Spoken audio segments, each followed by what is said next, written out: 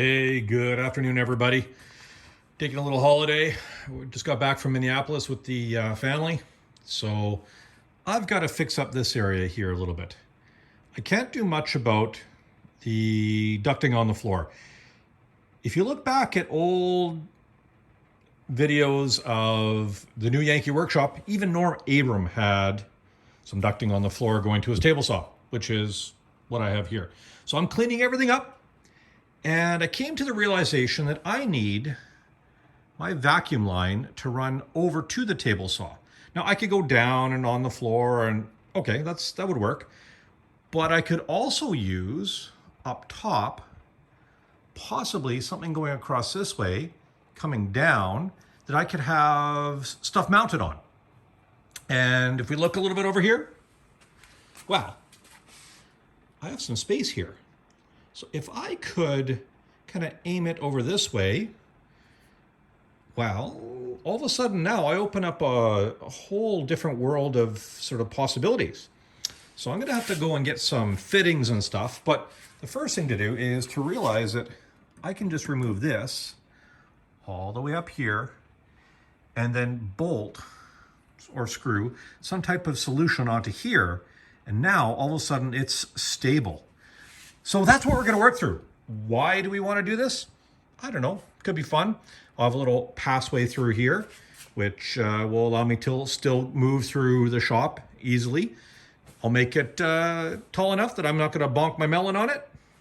And I have these scrap pieces of wood from an old bed we had. So I got 1, 2, 3, and I have a whole bunch of these slats. I'm just going to use a Scrapwood challenge. Let's do that. Scrapwood challenge. And let's make up a little thing here for running the hose. Oh. There is a gentleman, I'll have to look it up. I'll figure it out, be in a second. But he made one that was on hinges and could move around. Yes. Okay, so I think we got a better solution for getting suction to tools I'm using on the MFT top and cleaning up around the table saw and making this whole area just a little bit more functional for doing a lot of stuff with. Hooking up sanders too. So let's keep cleaning this up. Not your problem. I'm going to work on that. I'm going to get it all nice and organized. And all of this is to make a really cool pack out holder, sort of tower.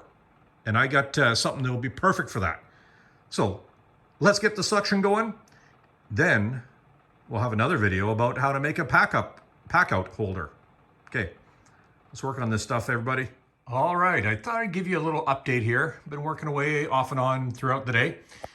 So I have my top part over. I have relocated all of my vacuum ducting and kind of simplified it with a whole lot less turns. And gave myself a port right there. And then that goes up and over. I got to cut some pipe and everything, that's fine. So it's doing really well. On this here, what I did was used a little piece of 3/4 inch plywood back on that side of the shelving stand leg. And then I just screwed some 2x4s, doubled them up, top and bottom, so that this will be able to, be fully secured. I have another piece of that wood that I have cut at a 45-degree angle. And it's going to lock in between here and underneath the table saw. This is a little wood side feed. Side table, so I'm gonna, from the bottom in, I'm gonna put some screws in there. That'll be a lot of fun, crawling underneath that. That should secure it here. And coming up to the top, I'm looking at attaching one brace from here, right close by the A10, somewhere here. And that should give me, a good sort of triangle here, anchored by this super heavy duty shelving unit, and I'll be able to run the piping up and over my head. I can still walk underneath here really nice and easy. So that's about it for tonight. I'm gonna catch you in a day, 2, 3, 4. Not sure we're gonna get back to this, but it'll all be in one video, so it'll be a few seconds for you anyways. All right, so I put this little regulator here specifically for when we're doing projects where we need to kind of really dial down the pressure. Or I guess I could do it when I'm using nail guns or staplers, and I can fine tune it a little bit better rather than having to run over to the compressor over there. So I have a little bit of a whip hose here. Great. I didn't want this just sticking out, so I got this 90-degree flexible component so I can do that. Now I do have this big thick hose here. It kind of helps out with a little bit of it's long enough that it almost provides like an extra tank of reservoir. So kind of great that way. It takes a while for the whole compressor to air up, but that's okay. It's got the 3/8 inch versus the 1/4 ends on it. So I had to just get a slightly different adapter, yada, yada, yada. And so now what I need to do is make something that I can kind of hook the hose on here. We get the termite with our little beaver there helping out a little bit. So I got to make something to hold that on there. What I have done in the past when I need to figure out where to put holes, walk over here, is I have this old leg from the bed. Now I smacked off the dowels that they had there. So to find out the exact spacing I need to drill for little bolts that are going to go in those inserts, because I can't get them out, all I did was I put a sticky on there, and you push in, you get a little bit of a dent, and at that dent you can put a little dot in the middle. So all I'm going to do now is I'm going to figure out a nice vertical distance. We're going to drill 2 holes, and the sticky part holds on there, so you just drill right through the sticky, or make a mark with a center punch or something like that. Again, just another way of doing things. And so I'm going to make some holes, cut this down, maybe sand that stuff off, attach this, and then I'm going to put on this side another piece of wood coming up higher, so it'll act like a holder for all those extra air hoses, so it's not sort of pulling on that poor little regulator. It's not very strong. So let me get that all done up, and I'll get back to you. Okay, so we're all hooked up now. I got my little handy holder all made up here. Scrapwood challenge. Works out good. And we got the 2 bolts in there holding it nice and solid. So I don't know, whatever wood this thing was made of, it's hard wood. It takes screws really well, and it's solid, and it's needs a little bit of work yet, but hey, little by little we're getting it all figured out, and this makes that a lot easier. So right now when I'm at the bench, I can adjust my air a lot more conveniently.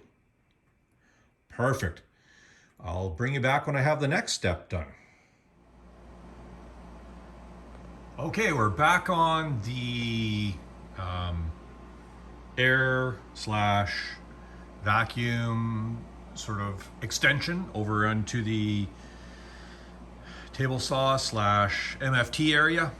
So I just did a mock-up here. I'm just using some screws, machine screws with, what do you call it? Oh, shoot. These guys, wing nuts. There we go. Wing nuts on the back, just to kind of get a sense of what's going on. I'll get some smaller ones. I'll probably use some self-locking nuts or that type of thing. Eventually, when I get this all finished up, I'll get some, not quite as long. I have this all set up here. It looks pretty good. I offset this one, so hopefully that, as I know it was going to tilt, it would be pretty close. I'm not that close. If we look at the distance here, let's get it level. Yeah, I'm off a little bit. So to make that look better, I think I'm going to, along this edge, chamfer it down. Just make it, and then, bring this part up There'll be another hinge somewhere in the middle there. I'm going through all my extra stuff. I found an old door hinge. I'll get some slightly smaller bolts for that one because it won't be as much weight. And then in this, I'm gonna drill a bunch of holes and relief cuts or something, or triangles. I don't know what I'm gonna do, just to release some weight. And it's just gonna have a light hose on the end of it. So this will work pretty good. It swings mostly that way and it swings all the way this way. I just need to stabilize this part up here. Keep it from tilting and twisting as much. So I'm gonna work on that. I'll show you when I have a little bit more done and when I got things figured out. Again, I gotta head off to the hardware store and get some more hardware. Again, I'm gonna try and keep it down to a bare minimum. All right, so we're getting on to the next part of getting ready to make a cut in the boom and then get some hinges on there. I found this old hinge. It has this old sort of bronzy finish. It's all coming off. It looked awful. So got my little mouse out, started sanding it up. It ain't perfect, but hey, look, you know what? This is a Scrapwood slash, found stuff in the shop thing. So I'm just gonna run with this. Sand it all up, make it look a little bit more pretty. Hinges part is a little tough to get in there, but whatever, it'll be fine. And then we're gonna cut the boom, get that in place. I've been playing with it the way it is, and I think I'm gonna move it up a bit higher because it might smack me in the melon. So I'll show you in a little bit.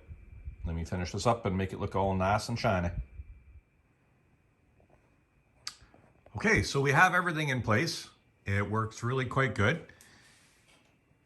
I opted for splitting it in the middle. I thought I could maybe do it at 1/3.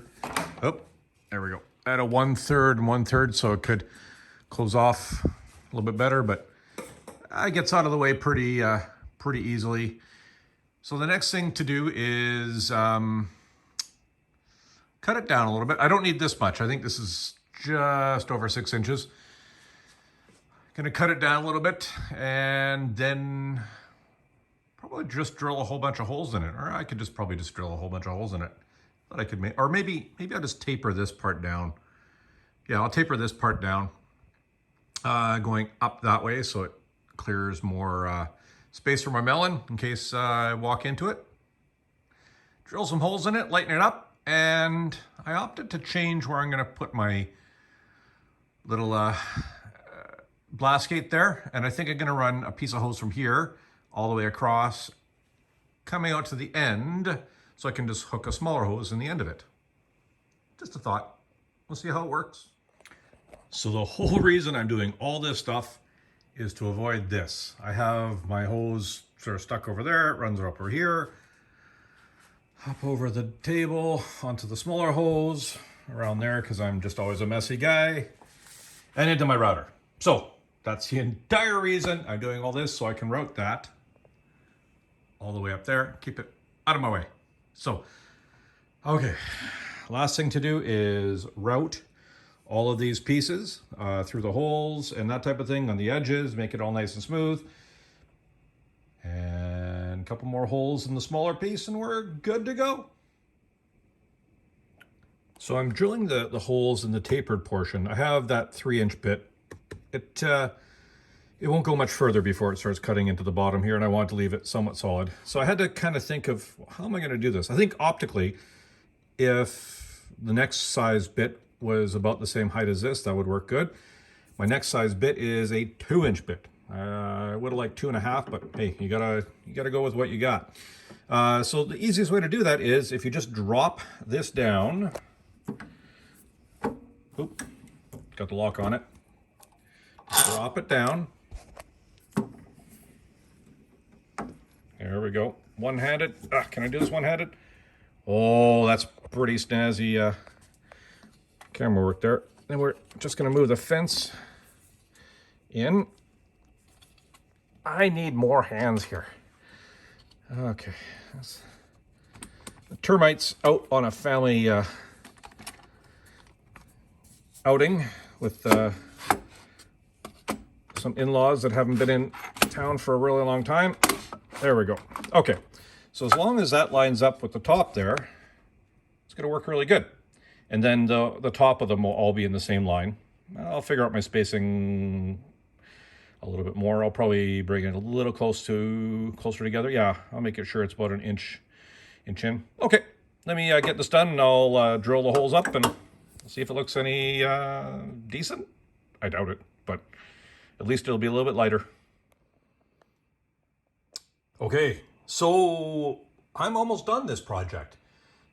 It's looking pretty gnarly, but there we go. I printed some of these clips. I don't know, I found them on Thingiverse. They're for something 50mm pipe or something like that, pipe clamps. The neat thing is they actually have a locking ring. So what you can do is once the pipe's in place, you can put this over top. The two little things slot in there. Boom, done. Perfect. I don't know if I'm going to use those because it seems to work fine the way it is, but I printed off a couple anyways. The neat thing about this is it has a single hole in the middle. And if we take just a standard pocket hole screw, just like that, because it's got a bit of a shank on it, right? Squeeze it through there. If we look at it, the shank comes out. So this, if I don't drive it completely hard into the wood, it's going to allow us to swivel. So that as things flex and move, the hose can flex and move, and these things can adjust to it, but still hold the hose in place.